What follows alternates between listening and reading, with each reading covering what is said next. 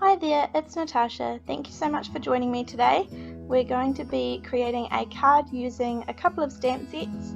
The first one is this feather stamp set, and we're going to use a couple of the smaller feathers from this one. And the next one is this tree stamp set, and we're going to use the sentiment thinking of you from this stamp set. And we're also going to be using this stencil, this cross-stitch stencil, and this one is also from AliExpress, as are the two stamp sets. First up, to create my card, I'm going to use a double stitched circle. The stitched set is not from AliExpress, but you can get them from there, and I will see if I can link one below. And I'm just using some low-tack tape to tape it onto some medium grey cardstock from my stash. So it's got circles on the inside and the outside, and I've just let the circle overhang over the edge a little bit. I'm just checking it fits my card front properly, and I'm actually reusing a card front that has a silver strip down the front, so just ignore that because that will go over top. So from here I'm just using some low-tack tape to tape down my stencil. The stencils themselves are about 5 inches square, so I didn't want my pattern to exactly come to the edge, and I already knew that I'd have to shift my stencil and do it again because my card front is larger than the size of the stencil. So I'm just offsetting it a little bit so that the pattern goes over the edge. And what I'm going to use are these little sponges that I purchased from AliExpress, and I'll try and link them below. And I'm going to use some sticky ink. This is usually used for embossing, an embossing powder, but it also gives a great tone-on-tone effect, and you don't have to have the perfect grey to match it. So this is just, I'm just using the sponge to pick up some and then kind of pushing it through the layers of the stencil. Then I can lift up the stencil every now and then and just check that I'm covering all of the areas.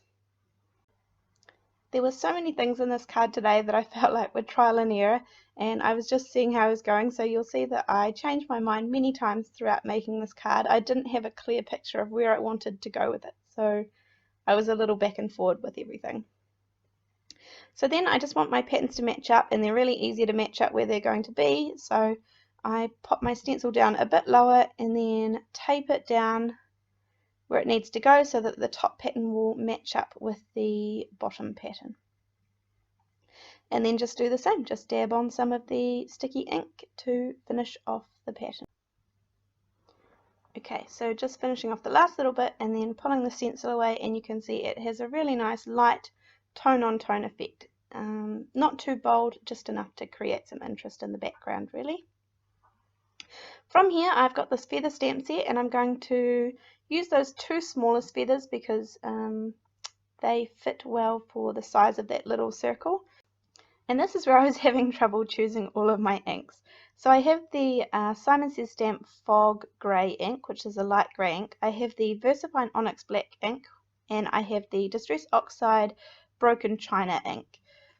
Then I originally wasn't sure whether I wanted to do grey and blue or a grey and black card or a black and blue card, and so I have some, this is an Umbrella Crafts soft silver ink. I thought I might bring in some silver, so I've turned over my wee circle so I can do a test patch.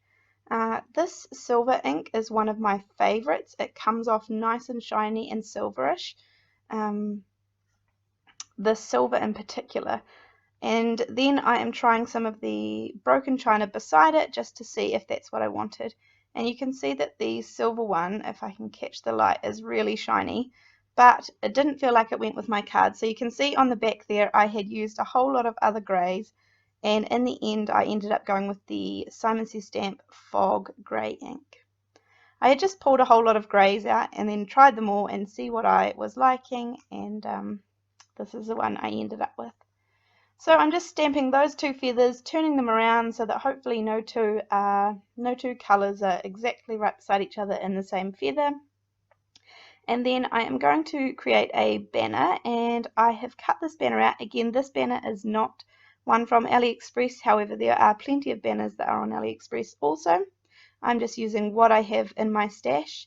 And I didn't like the black behind it because I didn't have any other black in the card. So here I've just taken some of the Distress Oxide Broken China, and I've just done it direct to paper and then smoothing it out with a wee sponge.